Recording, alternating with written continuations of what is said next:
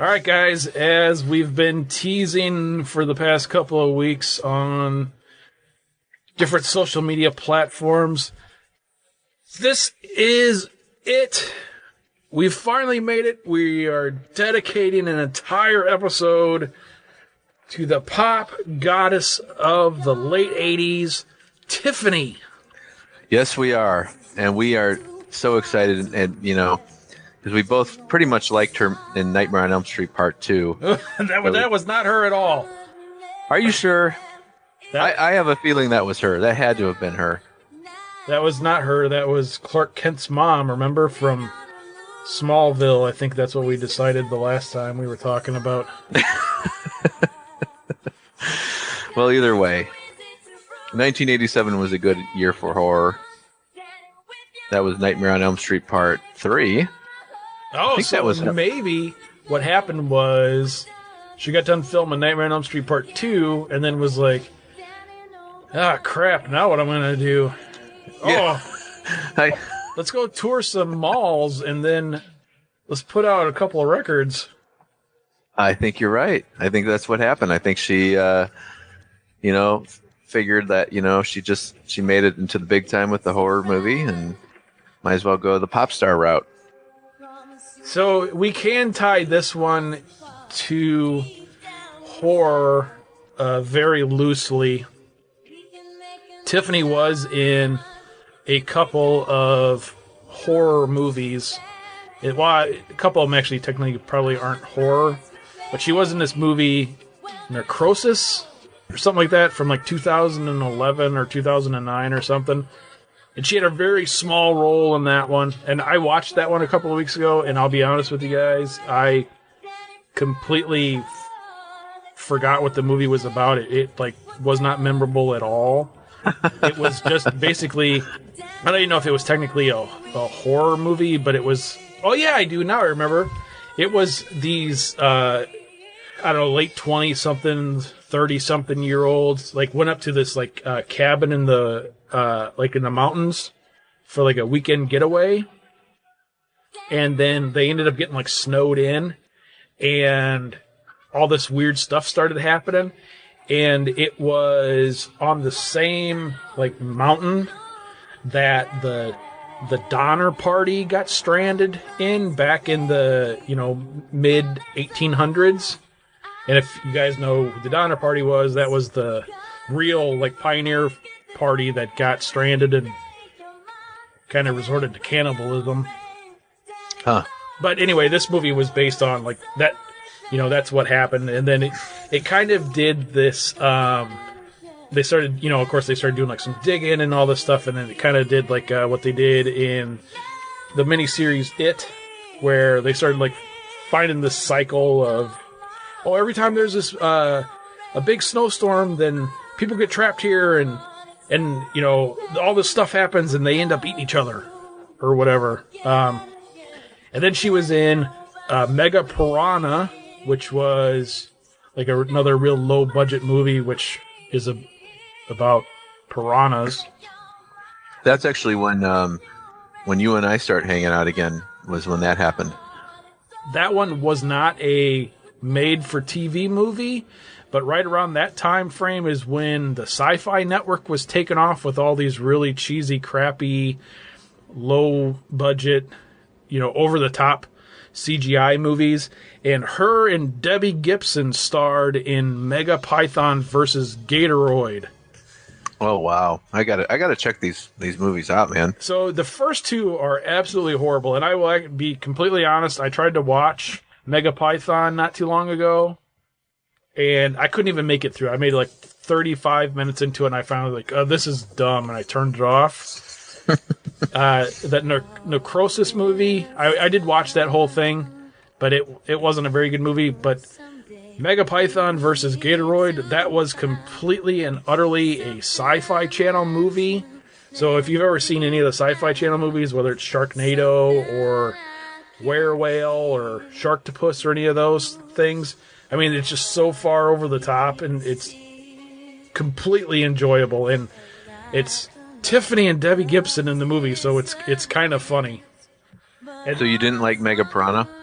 I did not like Mega Piranha at all, but Mega Python versus Gatoroid is awesome. And the best part about that movie is it's probably about halfway through the movie, there's this like formal like ball or something that they're all going to, and Tiffany has this lacy black dress on that has like really deep V cut in the front, and she's in that dress for the rest of the movie. Oh, nice. Very nice. Yeah, I remember when Mega Piranha came out, it was kind of strange because I think that was right around the time you and I reconnected as adults, having not seen each other since like 7th grade. When we were doing our horror nights, where prior to this show we would get together and like watch horror movies together, we went in, we kind of had this like Piranha phase. And I remember going to your house and we watched Piranha 2, the original one, the James Cameron, his first directorial debut.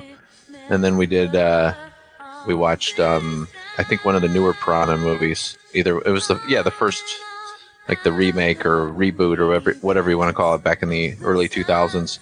But Mega Piranha came out right around this time too, and I think I recall we were talking about it or something. It was kind of something on our radar.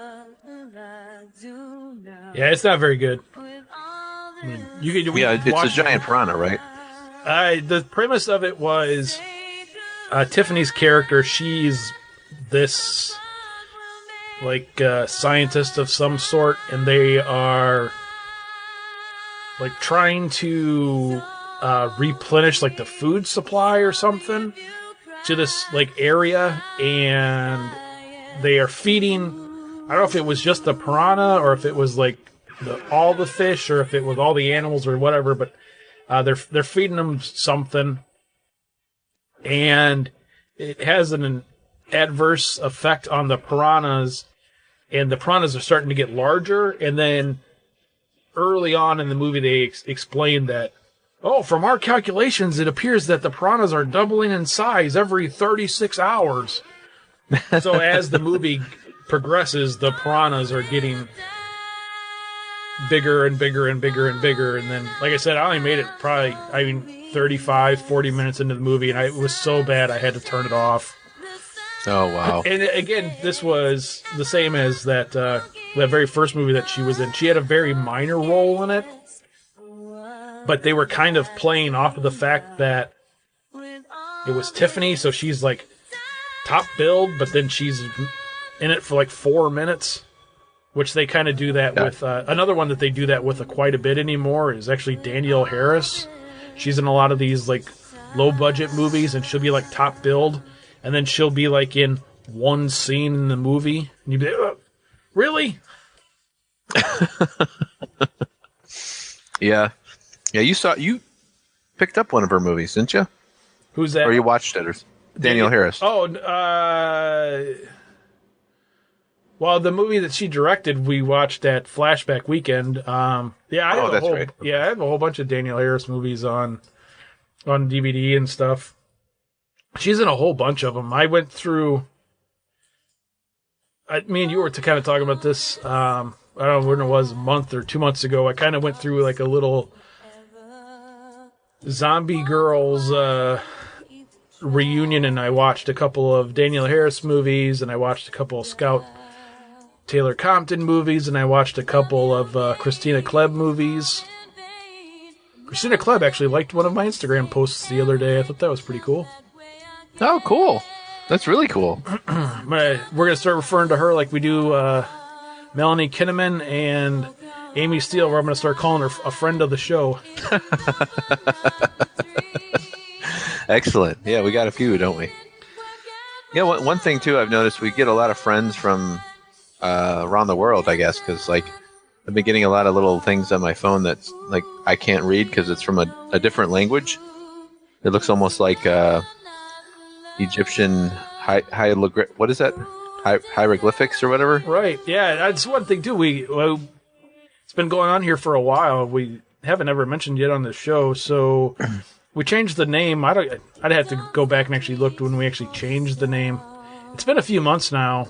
I'd like to give a big thanks to everybody out there who's started listening since the name change, and Yeah, We absolutely. get tons of, like you were just saying, we get tons of Facebook likes every week, and the numbers are going up every week and stuff. So it's pretty cool. It does seem that we're making a reach over the seas for sure. Because yeah, like you had said, it seems like a lot of the people, at least on the Facebook page, that are liking the Facebook page are from all over the place. So that's cool. Thank you all for doing that, because the more of you that we have that talk about horror, the more fun it is for us. So thank you for liking the pages and for listening to the show. Well, it's funny because I was talking with somebody a couple days ago or last week or something, and they had mentioned how, like, oh, yeah, listen to the show. You guys don't say, like, where to find you or anything. I'm like, well, I kind of figured if you're already listening to the podcast, you don't need me to tell you where to go to find it, because you already found it. But at the same time, I don't need, it's one of those things anymore where, and this actually goes way back to the early days of this show, before we changed formats and stuff, when we had a couple of different interviews on the show, and I would ask them, like, oh, what's the best way of people to get in touch with you? And the response, not all the time, but quite a few times, was like, oh, well, probably the best way to do it is just Google me, and then that'd just show all the different places I'm at. So that's kind of the way I felt about doing it with, instead of saying, like, oh, go to facebook.com/horrorheads. I'm not even sure if it's horrorheads. It might be horrorheads podcast, or on Instagram or whatever. But I mean, yeah, if you just, if you're listening to the show, that's great. And if you want to find us on social media, just, Google us and you can find us there. We don't really have an active email address or anything anymore, just because of the fact that nobody really emails anybody anymore. So, if you do want to get in touch with us, you can direct message us on Instagram or Facebook. Probably Facebook probably be the best way to do it, because me and Mark both are on Facebook, and we both see everything that goes down with the page, whereas just being on Instagram. So yeah, let us know what you think, and come and like our page and come check us out. And if you have any pictures of Tiffany, feel free to send them our way as well. Yeah, we'd like to hear what you think about this Tiffany episode. As we're, I guess we should really go back to, we could link this to Nightmare on Elm Street Part 2, but I think where we really link this is goes back to 6th grade. Wouldn't you say? Yeah, somewhere around there. I mean, it was 1987, whatever that was. Yeah, Tiffany was on top of the world back then. She was like one of those. Well, I don't know. I guess what would be like a Tiffany in 2017? Gosh, I'm so far out. I could say Britney Spears, but then she's no longer like popular, right? No, so it would be like I don't know. I'm trying to think of it. It's the same thing. I was gonna say like a Katy Perry or something, but I think that might even be a few years ago. That's too old now too, huh? Whoever. All right. So if you turn on your, I guess your phone. I was gonna say you can't say if you turn on your MTV, because that's not gonna happen. Yeah, can't turn on your MTV. You turn on your, however you listen to music in 2017, and if there is a red-headed pop star.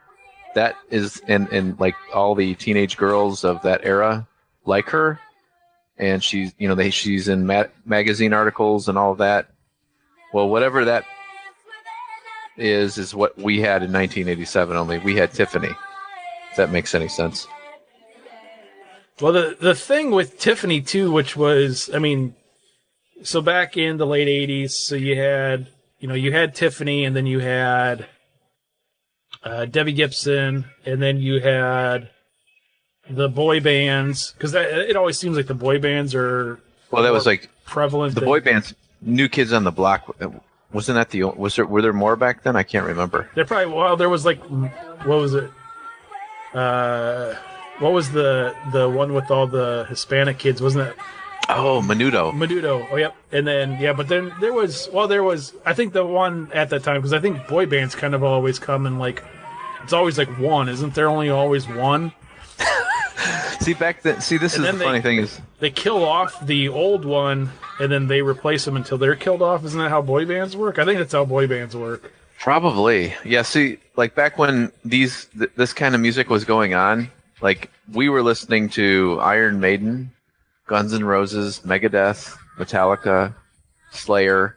I mean, that was kind of our... And the Beastie Boys. And the Beastie Boys. Yeah, because we would go to...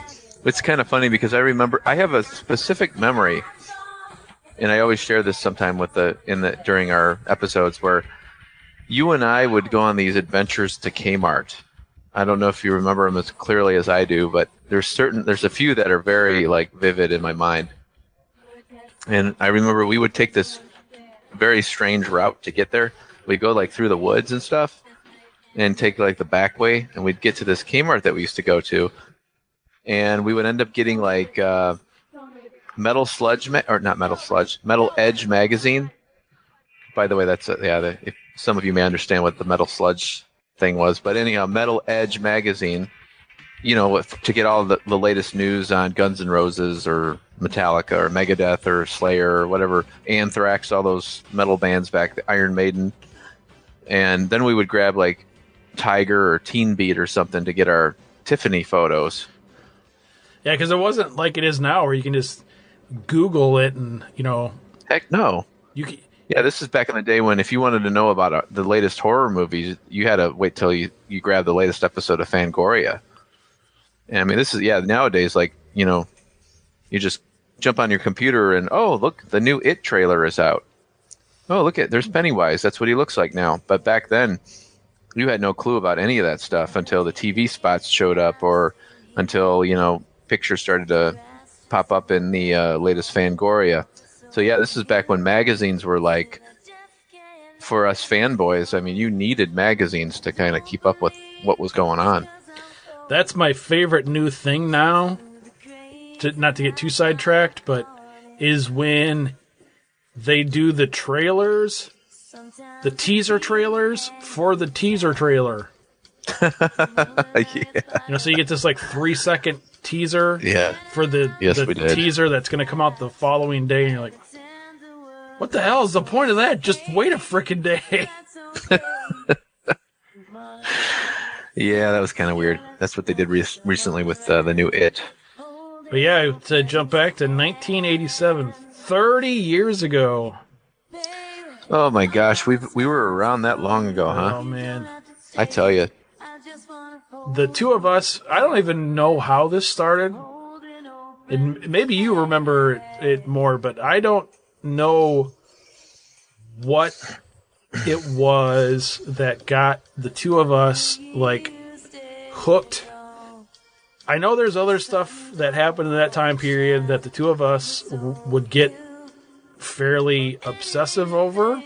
We don't need to recap all of those during this episode, of course, but I think that was one of the things that kind of drew the two of us together because we had similar tastes at the time, and we still do for a lot of stuff.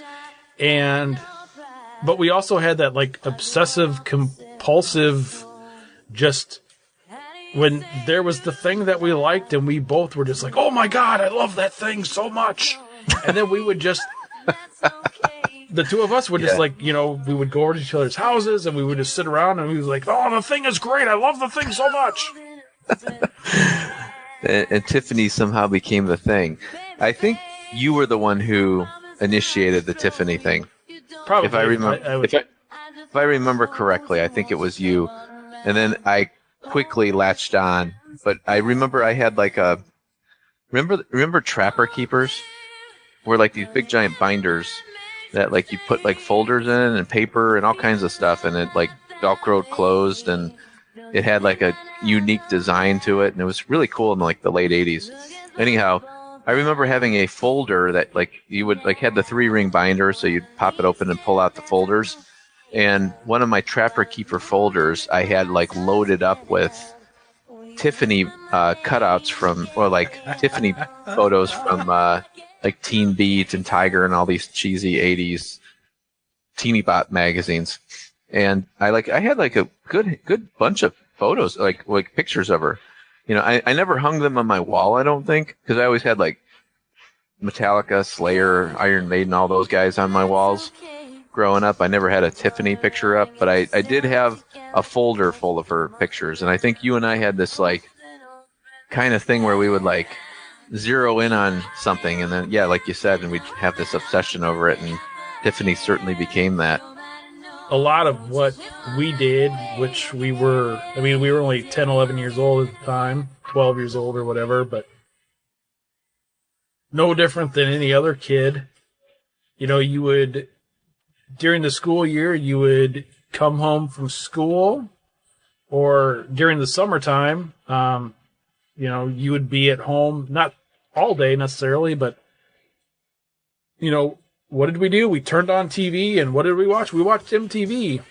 Oh, totally. And back in those days, I mean, this was, I don't even know if 87 would have necessarily even been like the heyday of MTV. Maybe it was a little bit after the heyday of MTV or not, but, you know, they played videos, and there were videos that were popular. They got played a lot.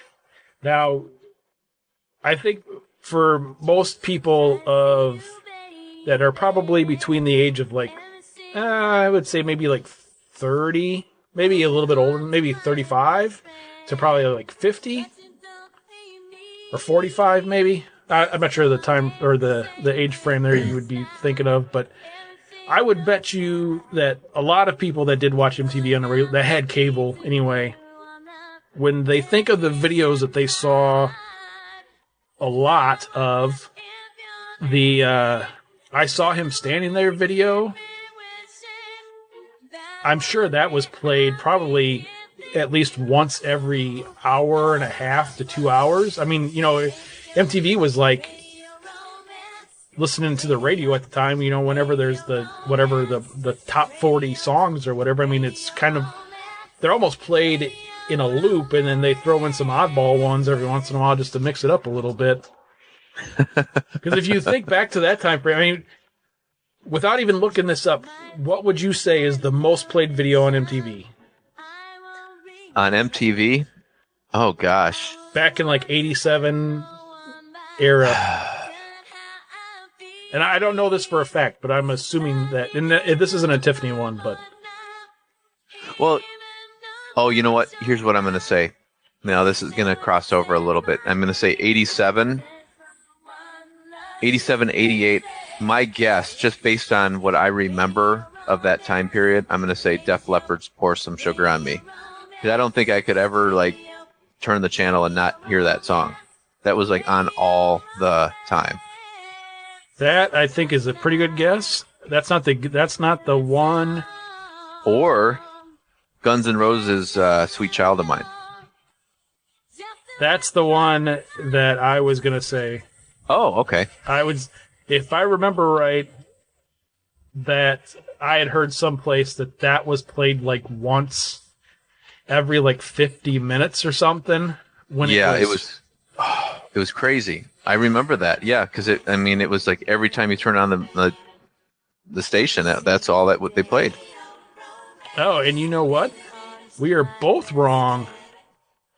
I am actually surprised. This doesn't actually surprise me so much, but actually the number one video played the most on MTV, according to MTV, was actually Sledgehammer by Peter Gabriel. And that I remember as well. Yep, and as soon as I read that, I was like, oh yeah, that makes sense. But yeah, I do remember. And there's probably some Madonna song out at that time. You know, the Madonna one that I was thinking of also was probably right around that same time frame, and I don't know the name of the song, but it was the controversial one where there's like the scene where she's like singing with the church choir, and like the Jesus is like black or whatever. Like a Prayer. Yep. That and also Janet Jackson. She was like blowing up around this time too. And probably the New Kids on the Block, right? Oh yeah. Hanging Tough. That was on all the time. Yeah. And see the thing with the music videos, we would have to wait till I think it was at 10 o'clock at night is when MTV flipped over and it became Headbangers Ball, and it was like nothing but heavy metal all night long. And that's where like Megadeth, Iron Maiden, Metallica, Slayer, Anthrax, Exodus, Motley Crue, Lita Ford, all that stuff would pop up at Ozzy Osbourne, all that stuff would pop up like at late at night, and we would watch that. So and that was like the late '80s as well. I remember seeing King Diamond. I don't know if you remember him. Oh yeah.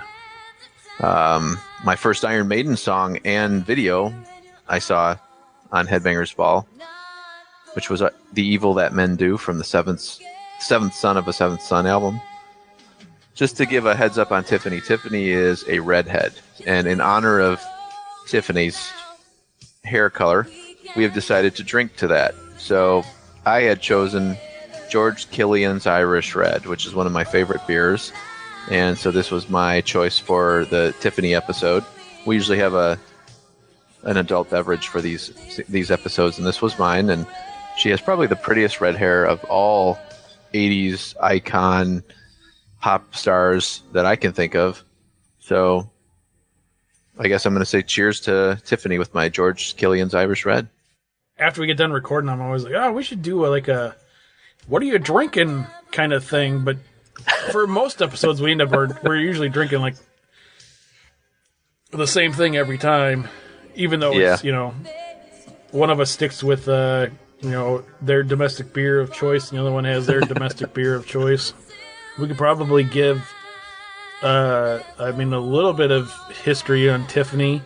So, back in the late 80s, I don't know if either one of us really cared that much, other than the fact that there was this hot redhead jumping around on the TV. And that's the other thing, too, is, which we've talked about a little bit before, is one of the things that we are known for on this show is our love for 80s horror and 70s horror and some of even the older horror. And one of the things that we've talked about numerous times on air is attractiveness of some of the ladies in some of the movies that we're talking about.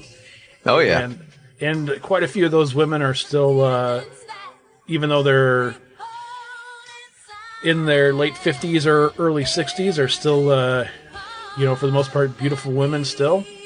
When we were kind of talking about doing this Tiffany episode for the past, I think we've been talking about doing this for almost a month now. And well, I would go longer. I'd say probably like 20 some odd years, probably. But I didn't realize until we were really starting to do this that she's only 5 years older than we are. That was really surprising. Actually, I just found that out about 10 minutes ago. And that was like, what? That surprised. I thought for some reason she was a lot older, but so that means that, that goes along to the whole thing too about Tiffany's little shtick back in the day, when she was, 87, 88, when she was like in top of the world in terms of her music selling and everybody digging her stuff. I don't know if she was the only one that did this, or like certainly it was her big thing was that she would play at shopping malls, and she would perform live at shopping malls. And back in the late 80s, going to a shopping mall was like a really big deal. I mean, this is way before Amazon, way before eBay, way before cell phones and all that stuff. I don't recall the reason why. I think it had something to do with her age, because I think she was, well, obviously she's only 5 years older than us back then, so she would have been in her teenage years when we were, in sixth grade. She was probably like 15, 16. So that's probably, instead of booking her at clubs and all that, they decided, hey, let's do a shopping mall tour. So, and I don't know do you recall, did she ever make her way to Lakehurst? I don't know. that's kind of the hard part about doing research on somebody who was huge, for such a short period 30 years ago, and then kind of disappeared from the scene for a while. A lot of that stuff is hard to trace down, like where she was at and what would the exact reason of it was. I watched a couple of interviews of her, and these were like clips from, well, actually one of the clips I watched, which I didn't even know that this was a thing either, but was from the Pat Sajak talk show from the late 80s, which was like it was Pat Sajak from Wheel of Fortune. It was like, David Letterman type show, and she was on there when she was like 16 or 17, and she was talking about the mall tour, and it kind of sounded like it was one of these things where it started as promotion for the record before like the record like came out, and then so she was like doing these mall tours, and then when I Think You're Alone Now, or I Think We're Alone Now came out, and then I Saw Him Standing There came out, and she started like getting really popular. She was too big for the malls anymore because you'd have thousands of people flock into the mall to see her. Well, she's playing like in the concourse in the middle of the mall, and so you have all these people there, and then nobody's like shopping. This would have been in the late 80s, and yeah, it's probably they were thinking like, she's not going to have that much of a draw to, we can't book her at the auditorium, or not the auditorium, but at the, we can't book her at the local theater or at the whatever. And, she's not going to sell any tickets to where if those people that were booking shows back then that were booking her at the mall knew what would become in this day and age. I mean, hell, if, like some of these popular bands that come around anymore, I remember my daughter was into some band like 1 or 2 years ago, some like teeny bopper thing, 5 Seconds of Summer or something. Okay. And, they played like the Marcus Amphitheater or something, or someplace, and everybody's, paying $100 a ticket to take their kids to it. It's just nuts. Yeah, Tiffany kind of came, wow, and she like blew up on the screen like in the late 80s, and she had that first album that came out, the self-titled album that came out, and then like she came out with another one. I think it was probably the following year, or maybe it was even the same year. And then after that, she kind of dropped off of the face of the earth for a couple of years. So then she kind of dropped off the face of the earth for a few years. And then come the early 2000s, and then all of a sudden Tiffany's back in the spotlight because she posed nude in Playboy. Yes, actually, I just, right before our show, got a chance to peek at that. Thank you, Google. Yeah, it's if you haven't seen that, I would highly suggest checking that out. Yeah, you could probably just skip the movies and the music and just go straight to that, and you'll be all right. And then I found out too that Debbie Gibson did a Playboy spread as well. Really, I had no idea. But then I was listening to a newer interview with Tiffany, and because I do remember when that Playboy thing happened, because flashback to childhood memory, and you're like, oh man, I used to love Tiffany when I was a kid. And this was like in 2002, so even though we were kind of in the middle of the internet age at that time, you still had to wait for people to either scan photos in, or, this was like in 2002, so like Playboy wasn't just publishing the nudes right away, so you couldn't just like, oh, Tiffany's in Playboy, let me find that real quick. I mean, it wasn't quite that easy. But I do remember when that happened, and there was all of these people that were like, "Oh, she's just doing it for the publicity. She's just doing it for the publicity." And I don't remember if I saw anything back then where she was kind of defending it or not. But then when I was doing the prep work for this, I watched an interview from just a couple of years ago about it, and she was talking about that. And she flat out said then, she's like, "Oh, yeah, it was totally for the publicity." Brought her into Mega Piranha, didn't it? Probably, yeah. Well, no, this was a few years before that because she's gained a little bit of weight when she was in like Mega Piranha and stuff. Not a lot of weight, but she definitely, unless her Playboy spread was heavily photoshopped, or what do they call that, airbrushed. But yeah, she did it, and I'm assuming that Debbie Gibson kind of did it for the same reason, just to get some publicity going.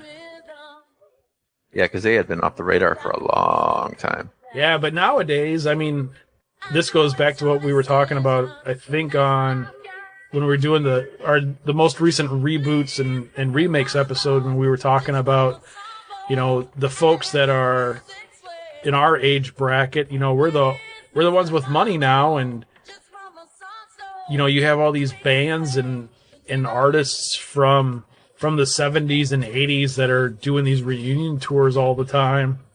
Yeah, it's crazy. And these guys are all out on tour. It's kind of funny.